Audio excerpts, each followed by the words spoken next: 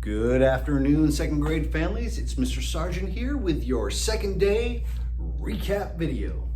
We started off ELA today with this picture. And if you notice, this is a picture of a bunny. And who doesn't love pictures of bunnies? But what we really were focused on is the bunny's home. So I asked a few questions like, where does a bunny live? What's the name of a bunny's home? And why did they make their homes where they made it? And some of the answers that the students came up with were incredible. They came up with the answers for protection, to protect themselves from the weather, and because, well, it's a nice home.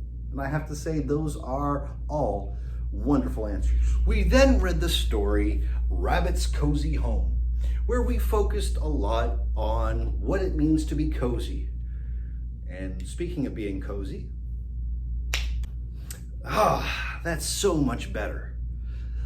I allowed the students to grab something that made them cozy. Some grabbed the blanket, some grabbed the pillow, some grabbed a hoodie. They were all great answers. And what this did was show the students the definition of what it means to be cozy.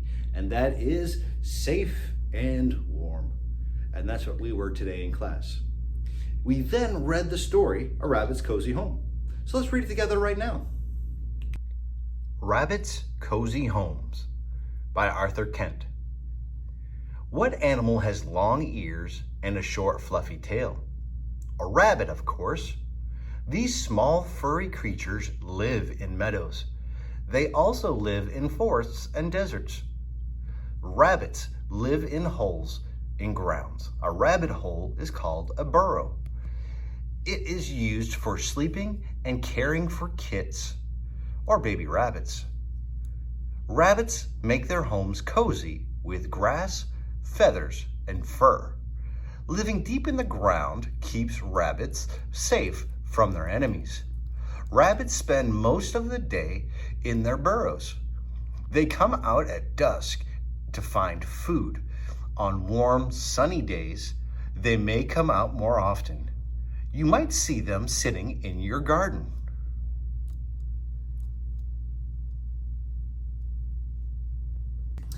After we were done reading the story, we decided to put a chart together. Now, what this chart did was it didn't have the students just answer questions, because we do that all the time. What we focused on today was creating questions.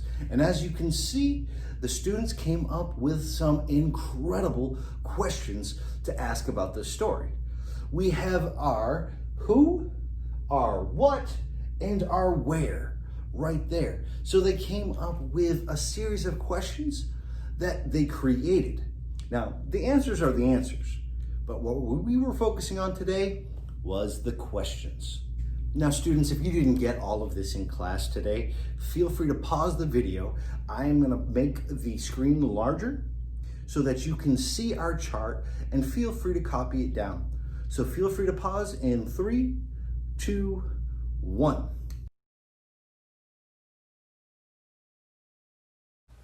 Now, in science today, we started talking about temperature. Now, we did a lesson yesterday on different temperatures, how to read a thermometer, what is hot, what is cold. The students were able to share things around their houses that were both hot and cold. But we focused on how air can be both hot and cold. And the effects of that cold or hot air can be seen every time we go outside.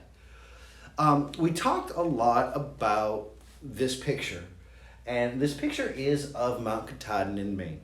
It's one of my favorite places on earth. Now, if you notice, down by the lake has some nice warm air. But the further you go up in the change in elevation, it gets colder. And evidence of that is the snow at the top. So what I had the students do then was discuss, well, how does the air affect the weather? And speaking of that, if you look around me, it just got pretty cold. I think we can fix that and be prepared for any kind of precipitation. All right, that's better. Now, you probably can't see it because, well, I'm getting rain and snowed on right now. But when I have rain, I'm gonna need my trusty old raincoat. And when we have snow, the air is going to be a lot colder, so I'm going to need my winter hat. So we need to prepare for whatever precipitation is out there. Now, in our lesson today, we saw this diagram. Now, what this diagram shows is how the different layers of air, such as the warm air you see over here and the cold air you see over here, affects the level of precipitation. So the child's assignment tonight, and your assignment tonight if you're a student watching this video, is to redraw this picture right here into your notes. Make sure you're able to label all of the different forms of precipitation, from rain, freezing rain, sleet, and snow. And go ahead and put that in your notes. Now, to turn this in, all you need to do is have your parents take a picture of it and send it to me via Class Dojo. I cannot wait to see what great artists and what great meteorologists we have here in the second grade. And that's it. We had a lot of fun today learning. One thing I will do is, if you still need to copy down the diagram from science, at the end of this video, I will make sure that it is the closing screen. Feel free to pause it and copy it down. I really look forward to seeing all of your work, and I look forward to seeing all of you tomorrow. So until then, have a great night, and I will see you later.